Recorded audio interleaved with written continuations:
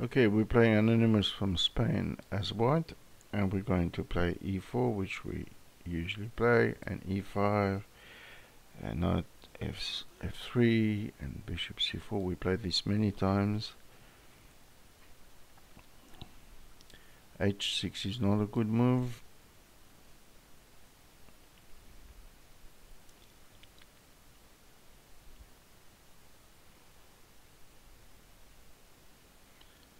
What happens is h6 doesn't deal with the center, and in this position you gotta really deal with the center. We're going to take this way.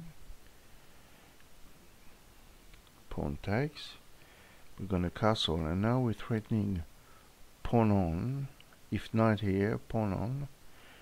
Oh, it doesn't. So that's actually a bad move, due to the fact that the diagonal from here to his king is weakened, so we just give him a check. And that's one of the negative consequences of the h6 pawn.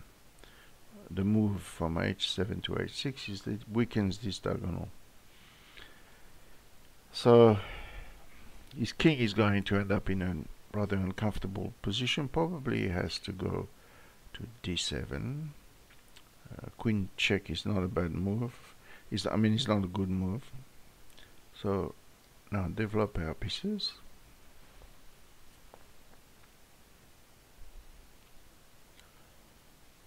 You might try queen e8 to exchange queens, but we're not interested in queen exchange.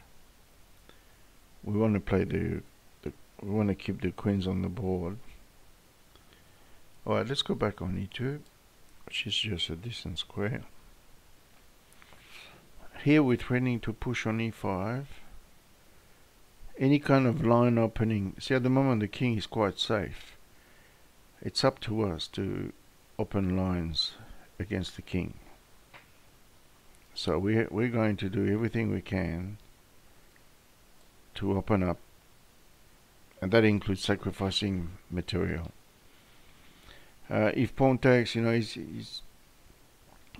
will be helping the development of the bishop and weaken the pawns around his king at the moment. That's all he's got, this kind of defense here.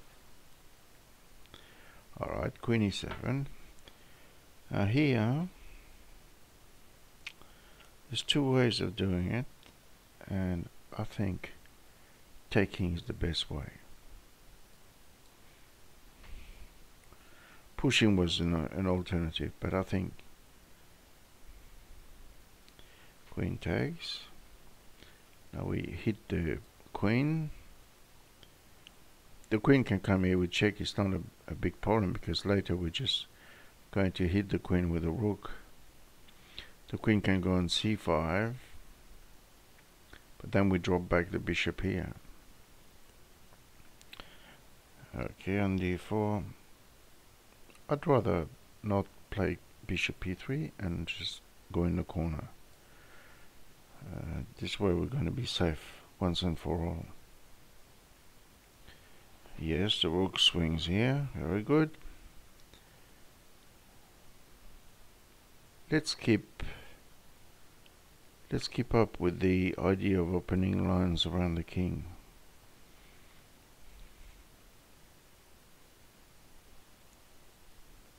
If something nasty happens around here, it can only be to his detriment.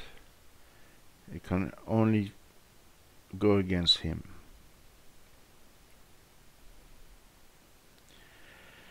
Knight d5 is playable. Queen back here is playable. Knight d5, we have a check here. Knight d5, queen g4, check. Oh, he takes. Very good. So now that solves the problem, doesn't it? Rook here.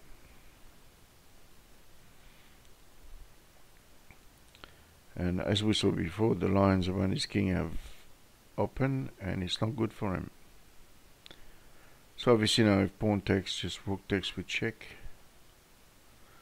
King c8, queen a6 check, and then a rook can't swing here, but the rook can swing to a4, threatening a mating attack on day 7.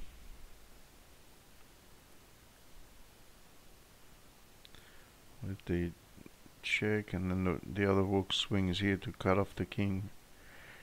He's in diabolical problems.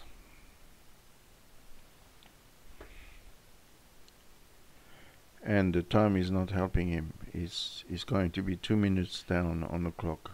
That doesn't help.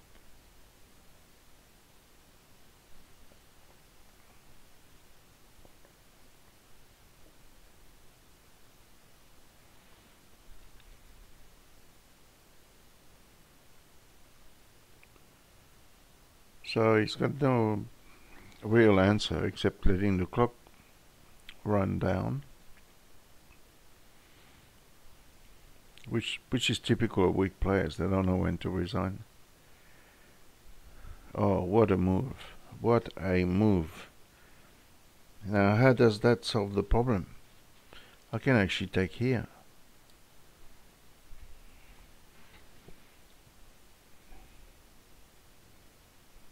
If rook takes, simply queen takes.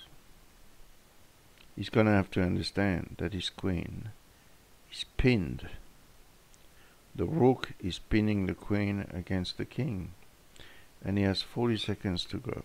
So we just take this way.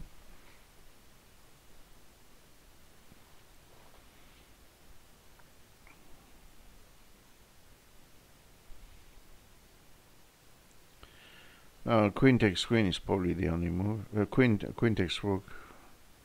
Rook takes check. Bishop d6, probably the only variation. He's got 20 seconds left. And he's left with his eyes to cry. I'm afraid there's nothing good for him in this position. If he places a rook here, we simply take rook takes, pawn, bishop takes, queen takes check. Pick up a7. Yeah, that's what I just said. That's it. He's got 3 seconds left. Nothing good, I'm afraid.